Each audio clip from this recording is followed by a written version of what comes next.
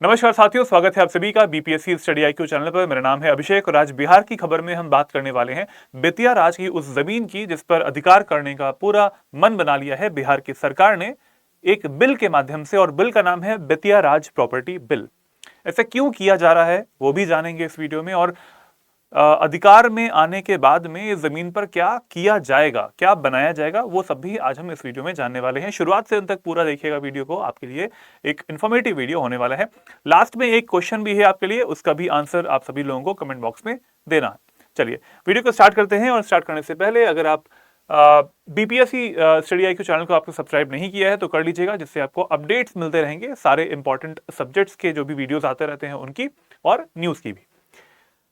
इसके अलावा अगर आप बीपीएससी का प्रीलिम्स जो इस बार होने वाला है उसका टेस्ट देना चाहते हैं, मॉक टेस्ट देना चाहते हैं, तो फ्री मॉक टेस्ट अवेलेबल है। फ्री मॉक टेस्ट आपको मिल जाएगा इस वीडियो के डिस्क्रिप्शन बॉक्स में। टेस्ट 1 जो है वो 2 दिसंबर को हो चुका है, लेकिन अभी इसका लिंक आपको इसमें मिल जाएगा। यू कैन जस्ट गिव, इस टेस्ट 1 को भी दे सकते हैं। 5 दिसंबर को होने वाला है टेस्ट 2, उसको भी दे लीजिएगा, और 8 दिसंबर को हो जाएगा टेस्ट नंबर 3। सारे जो टेस्ट हैं वो हमारे 12 बजे लाइव हो जाते हैं, तो जरूर दीजिए और अपनी जो तैयारी है उसको असेस कीजिए कि कितनी आपकी तैयारी है। चलो अब जान लेते हैं, वीडियो स्टार्ट करने से पहले जान लेते हैं हमारे फाउंडेशन बैच के बारे में। अगर आप बिल्कुल बेस लेवल से तैयारी करना चाहते हैं स्टेट पीसीएस एग्जामिनेशंस की, और डेफिनेटली ये वाले जो स्टेट्स हैं इनकी ही बात कर रहा हूं मैं, इन स्टेट्स पीसीएस के एग्जाम्स के लिए अगर आप तैयारी करना चाहते हैं तो फाउंडेशन संकल्प बैच 11 में आप एडमिशन ले सकते हैं। बैच स्टार्ट हो रहा है 5 दिसंबर से। इस बैच में आपको वो सारी चीजें अवेलेबल होंगी जो कि आपको प्रीलिम्स क्वालिफाई करने के लिए, मेंस क्वालिफाई करने के लिए और इंटरव्यू के लिए भी हेल्प देने वाली हैं। वीडियो लेक्चर्स आपको मिल जाएंगे, लाइव लेक्चर्स मिलेंगे, और साथ में रिकॉर्डेड फॉर्म में भी वीडियोस मिल जाएंगे आपको। इसमें आपको मिलने वाले हैं, हमारे टेस्ट सीरीज भी मिल जाएगी, मेंटरशिप भी मिलेगी इसमें, और डेली आंसर राइटिंग का फीचर भी है जो कि आपको मेंस के लिए शुरुआत से ही प्रिपेयर करता है। कंटेंट बनाने की आपको जरूरत नहीं है, कंटेंट भी हम आपको प्रोवाइड करेंगे crux notes and handed notes के तौर पर, और लेक्चर नोट्स भी आपको मिल जाएंगे पीडीएफ के तौर पर। तो बस ध्यान दीजिएगा, यहाँ पर मॉर्निंग का बैच है, एकेएस लाइव कोड का यूज करना ना भूलिए। एकेएस लाइव कोड से आपको मैक्सिमम डिस्काउंट मिलेगा, और ये अमाउंट हो जाएगा 12,499। इसके बारे में कोई भी जानकारी करनी हो तो नीचे दिए हुए नंबर पे आप कॉल कर सकते हैं, और वहां पर बता सकते हैं कि मुझे ये कोर्स परचेज करना है, इसकी क्या विशेषताएं होती हैं, फीचर्स क्या होते हैं, और एकेएस लाइव कोड को जरूर लगा दीजिएगा। चलिए अब स्टार्ट करते हैं आज का टॉपिक, और टॉपिक के अकॉर्डिंग न्यूज का ये आर्टिकल भी आप देख पा रहे हैं। Bihar government to enact law to take control of over 15,000 acres of Bettiah Raj land. Bihar government ने अभी एक ऐसा कदम उठाया है एक बिल के माध्यम से, और वो बिल मैंने आपको इस थंबनेल में दिखा भी दिया था। तो इसके अकॉर्डिंग होगा क्या, बिहार लेजिस्लेटिव असेंबली में इसको पास भी कर दिया गया है।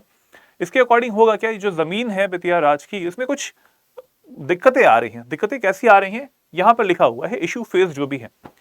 तो प्रॉब्लम ये आ रही है वहां पर कि इंक्रोचमेंट बहुत ज्यादा हो गया है, इलीगल इंक्रोचमेंट बहुत ज्यादा हुआ है, और प्रॉपर तरीके से ये कई सारे जिलों में ये जमीन फैली हुई है।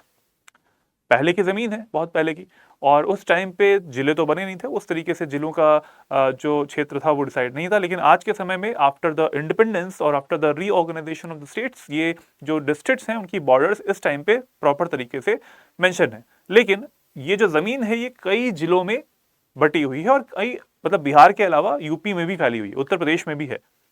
तो इससे जो रेवेन्यू आना चाहिए था वो प्रॉपर नहीं आ पा रहा है सरकार को, और दूसरी चीज इंक्रोचमेंट है, तो ये इलीगल तरीके से है, तो इसको हटाना भी जरूरी है। तो यही चीज यहां पर न्यूज में भी दिया हुआ है, बेतिया राज प्रॉपर्टी बिल।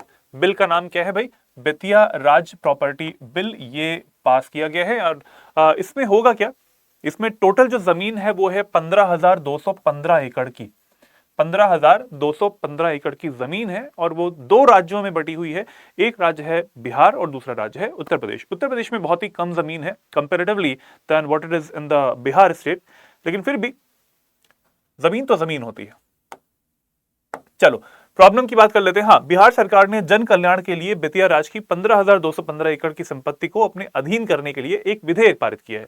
अब यहाँ पे एक वर्ड आता है कि जन कल्याण के लिए, इसकी बात मैं करूंगा अभी कि इसका इस जमीन पर किया क्या जाएगा, लेकिन पहले जान लेते हैं कि समस्याएं क्या है। यहाँ पर समस्याएं हैं ये कि यहाँ पर इलीगल इंक्रोचमेंट हुआ है, अवैध तरीके से यहाँ पर जो जमीन है इस पर अतिक्रमण हुआ है, लोग रह रहे हैं, टैक्स नहीं मिल रहा है सरकार को, तो इससे जो राजस्व होता है उसमें कमी आती है। तो ये एक सबसे बड़ा इशू है जो कि इस जमीन पर कई सालों से चलता चला आ रहा है। तो चलिए आगे बढ़ते हैं और जानते हैं इस जमीन के बारे में, बेतिया राज के बारे में। बेतिया राज, इसकी उत्पत्ति कब हुई थी, किसने किया था, इन सब के नाम यहाँ पे लिखे हुए हैं। यू कैन सी ओरिजिन जो है इसका वो चंपारण रीजन में हुआ था। और उस टाइम पे, ये ब्रिटिश टाइम की बात कर रहा हूं मैं, ब्रिटिश टाइम क्या उससे पहले की ही बात कर रहा हूं, ये मुगल कालीन बात है। तो उस टाइम पे ये जो चंपारण क्षेत्र था, यहाँ पर ईस्ट और वेस्ट ऐसा कुछ भी पार्ट नहीं था, बहुत बड़ा सा क्षेत्र था। और वहां पर यह भी नहीं था कि यूपी की कोई बॉर्डर हो या फिर बिहार की कोई बॉर्डर हो, ऐसा कुछ भी नहीं था। ये पूरा जो क्षेत्र था मुगल साम्राज्य के अंदर आता है। और मुगल साम्राज्य के अंदर एक नाम है उज्जैन सिंह, और उज्जैन सिंह के बेटे हैं गज सिंह। इन्होंने इस बेतिया राज की शुरुआत करी थी। नाम जरा ध्यान दे लीजिएगा, उज्जैन सिंह और इनके बेटे गज सिंह ने बेतिया राज की स्थापना करी थी और विकल से इसकी शुरुआत करी थी। टाइटल कहां से मिला था इन्हें? राजा जो है, बेतिया राज जो है, राज का जो टाइटल है, राजा का टाइटल है, वो किसने दिया था इन्हें? इन्हें दिया था 17वीं शताब्दी में जो मुगल सम्राट थे, मुगल सम्राट शाहजहां ने इन्हें ऐसा टाइटल दिया हुआ था। नाम क्या था इनका भाई? उज्जैन सिंह, और उनके बेटे गज सिंह ने शुरुआत करी थी। और जो शाहजहां है मुगल सम्राट, उन्होंने 17वीं शताब्दी में ये उपाधि दी थी उन्हें। अब आते हैं, थोड़ा सा फास्ट फॉरवर्ड कर लेते हैं और आगे आते हैं कि भाई कब इसके लास्ट राजा की डेथ हुई थी। तो लास्ट राजा जो थे इस बेतिया राज के, उनकी डेथ हुई थी 1893 में। नाम था उनका हरेंद्र किशोर सिंह। ठीक है, 1893। अब पूरा 17वीं शताब्दी हो गई, 18वीं शताब्दी हो गई, और ये 19वीं शताब्दी के अंत की बात कर रहा हूं। तो 200 साल लगभग हो ही चुके हैं। उस टाइम पे हरेंद्र किशोर सिंह की जैसे ही मृत्यु होती है, तो ये जमीन जो है वो चली जाती है उनकी फर्स्ट वाइफ के पास। मतलब जितना भी अधिकार है वो सब चला जाता है उनकी फर्स्ट वाइफ के पास, क्योंकि इनके कोई भी वारिस नहीं थे। That's why the land was transferred to his wife, first wife. और जो फर्स्ट वाइफ थी, उनकी मृत्यु कब हो गई? उनकी मृत्यु हो गई 1896 में, 1896 में उनकी भी मृत्यु हो गई। तो उनकी मृत्यु के बाद में वो जो जमीन थी बेतिया राज की, वो कहां पे शिफ्ट हो गई? वो शिफ्ट हो गई उनके सेकंड वाइफ के पास। सेकंड वाइफ, और सेकंड वाइफ जो है वो महारानी जानकी कौर इनका नाम है, इनके पास शिफ्ट हो गई। तो इस तरीके से जो शिफ्टिंग है वो होती गई है। और महारानी जो जानकी कौर है, इनके दौरान ही, इनके समय में ही जो मैनेजमेंट था इस जमीन का, वो चला गया था कोर्ट ऑफ वार्ड्स के पास में। मैनेजमेंट था वो चला गया कोर्ट ऑफ वार्ड्स के पास में 1897 में। देखिए 1894 में हमने देखा इनकी, 1893 में इनकी डेथ हुई थी हरेंद्र किशोर सिंह की। 1893 के बाद में 1896 में 3 साल बाद इनकी पहली वाइफ की भी डेथ हो गई, जिनके पास ये जमीन गई थी बेतिया राज की। उसके बाद में सेकंड वाइफ जो थी इनकी, महारानी जानकी कौर, इनकी मृत्यु बहुत बाद में हुई है। लेकिन इस टाइम पे ही जब ये इनके पास जमीन का अधिकार पहुंचा था, तो मैनेजमेंट जो था उस जमीन का, वो कौन कर रहे थे? कोर्ट ऑफ वार्ड्स करने लग गए थे 1897 से ही।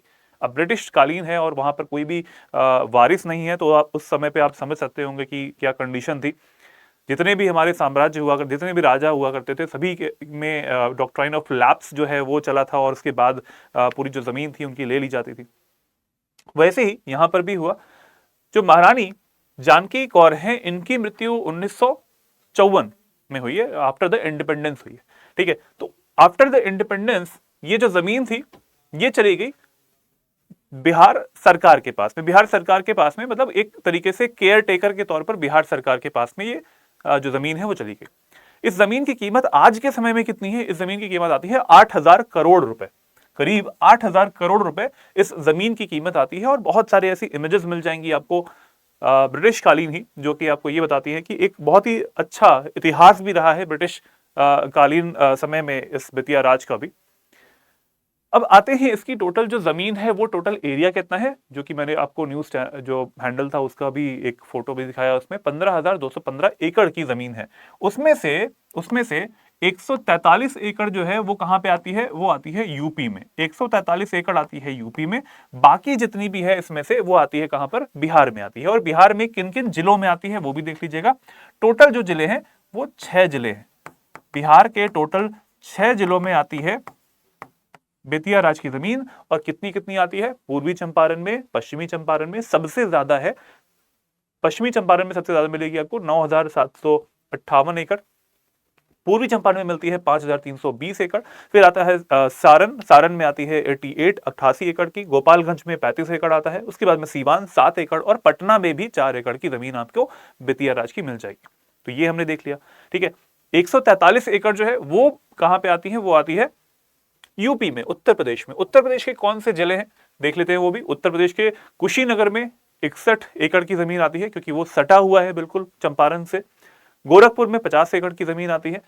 वाराणसी में 10 एकड़ की, महाराजगंज में 7 एकड़, बस्ती में 6 एकड़, प्रयागराज में 4 और एक एकड़ आता है अयोध्या और मिर्जापुर में भी। तो ये जो पूरा एरिया है इसका बहुत बड़ा एक इंपैक्ट होगा on the revenue of the state, Bihar state के लिए, राजस्व के लिए। अब जरा समझ लेते हैं कि इसमें जो प्रॉब्लम्स आ रही हैं उनको लिखित तौर पर, ठीक है, इश्यूज जो हैं उनको लिखित तौर पर देख लेते हैं कि क्या चीजें हैं। सरकार की तरफ से जो डेटा आया है उसके according at least 50% of the total Bettiah Raj land has been encroached. वहां पर इंक्रोचमेंट हो चुका है, वहां पर अवैध तरीके से वहां पर अतिक्रमण है, लोग वहां पे रह रहे हैं, बहुत सारी ऐसी फैमिलीज रह रही हैं, उनका डेटा भी निकाला जा रहा है। करीबन 11,000 के आसपास जो लोग हैं वो वहां पर रह रहे हैं और इलीगल तरीके से रह रहे हैं बिना टैक्स दिए हुए। तो ये जो कंडीशन है ये बिहार राज्य के राजस्व पर बहुत एक बट्टा मतलब लगा हुआ है। बिहार सरकार को जो राजस्व मिलना चाहिए वो नहीं मिलता है। बहुत बड़ी जमीन भी है और कंटिन्यूअस जमीन है, ठीक है। दो तरीके की जमीन होती है, डिस्ट्रीब्यूटेड जमीन और एक होती है कंटिन्यूअस जमीन। एक साथ जो जमीन है, मान लीजिए कि वेस्ट चंपारण और ईस्ट चंपारण में बहुत सारी जमीन है और एक साथ वाली है, तो एक साथ की जो जमीन होती है उसका यूज बहुत अच्छे तरीके से हो सकता है। अब मान लीजिए छोटे छोटे से प्लॉट्स हैं अलग अलग जगह पे, तो उनका यूज क्या हो सकता है, सिर्फ छोटा सा प्लॉट है, डिस्ट्रीब्यूटेड तरीके से है, तो उसमें उतना हम कह सकते हैं राजस्व नहीं मिल पाएगा, बड़ी बिल्डिंग्स नहीं बन पाएंगी सरकार की तरफ से भी। लेकिन अगर बड़ी जमीन है तो डेफिनेटली वहां पर बन सकती है बड़ी कोई बिल्डिंग भी, और उसका यूज बहुत अलग अलग तरीके से किया जा सकता है, सरकार की कोई बिल्डिंग बनाकर भी, ठीक है।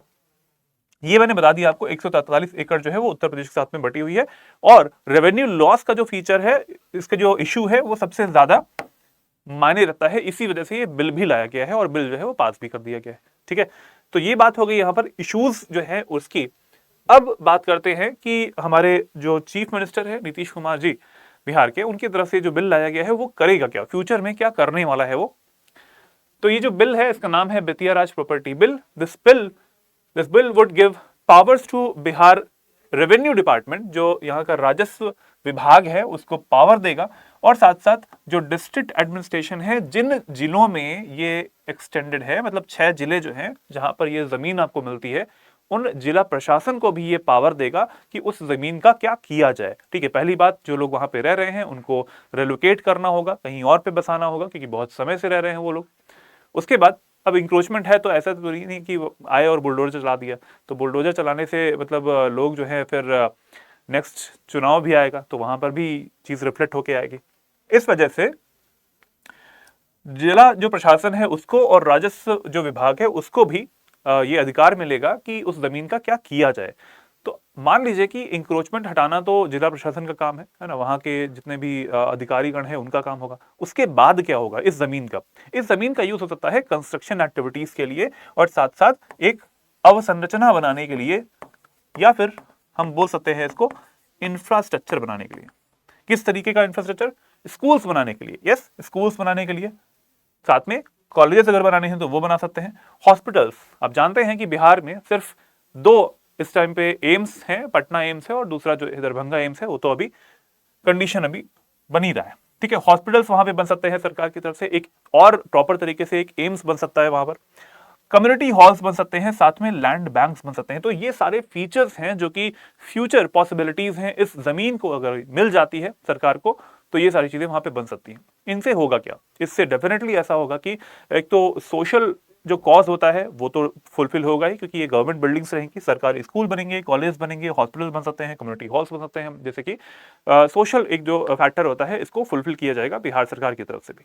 तो ये एक बड़ा एक फीचर हो गया इसमें, और राजस्व भी प्रॉपर तरीके से आएगा यहाँ पर बिहार में, और स्ट्रीमलाइनिंग जो होती है राजस्व की वो जरूरी होती है। कहीं पर अगर इंक्रोचमेंट है इलीगल तरीके से बहुत समय से चलता आ रहा है, तो वैसे तो ये चीज बहुत पहले कर लेनी चाहिए थी बिहार सरकार में, क्योंकि 15 साल से लगभग हमारे नीतीश कुमार जी की सरकार तो है ही वहां पर।